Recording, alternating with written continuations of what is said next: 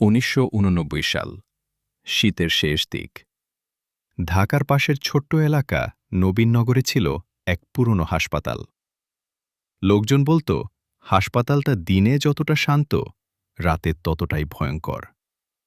রাত 12টার পর নাকি 3 তলার করিডোরে কারো কান্নার শব্দ শোনা যেত। কিন্তু অদ্ভুত ব্যাপার হল, ওই 3 তলা বহু বছর আগেই বন্ধ করে দেওয়া হয়েছিল। সেই সময় নতুন এক নার্স যোগ দিল। তার নাম ছিল শিউলি। প্রথম দিনেই এক বৃদ্ধ দারোয়ান তাকে সাবধান করে বলল, রাতে যদি 307 নম্বর কেবিন থেকে বেল বাজে, কখনো দরজা খুলবেন না। শিউলি হেসে উড়িয়ে দিল। সে ভাবল পুরনো লোকদের কুসংস্কার। সেই রাতেই ডিউটি ছিল তার। রাত ঠিক 1:17 টিং টিং টিং, হাসপাতালে নীরবতা ভেঙে বেজে উঠল কলিং বেল। বোর্ডে দেখা গেল কেবিন 307।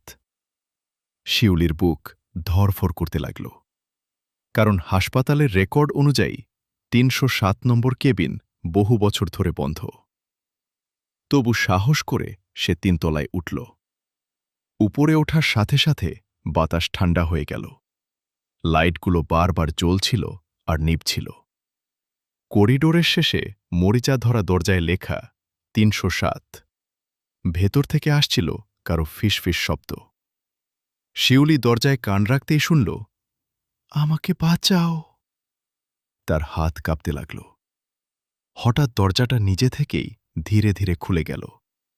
ভেতরে একটা পুরনো বেড, চারপাশে শুকনো রক্তের দাগ, আর বেডের উপর বসে আছে এক মেয়ে। সাদা রোগীর পোশাক, চুল মুখ ঢেকে রেখেছে। শিউলি কাপা গলায় বলল, কে কে আপনি? মেয়েটা ধীরে ধীরে মুখ তুলল, আর তখনই শিউলি চিৎকার করে উঠল। কারণ মেয়েটার চোখ ছিল না, শুধু অন্ধকার গর্ত, আর মুখ জুড়ে সেলাই। হঠাৎ পুরো রুমের লাইট নিভে গেল। অন্ধকারের মধ্যে শুধু শোনা গেল, তারা আমাকে ভুল অপারেশন করেছিল। তারপর ঠান্ডা একটা হাত শিউলির গলা চেপে ধরল।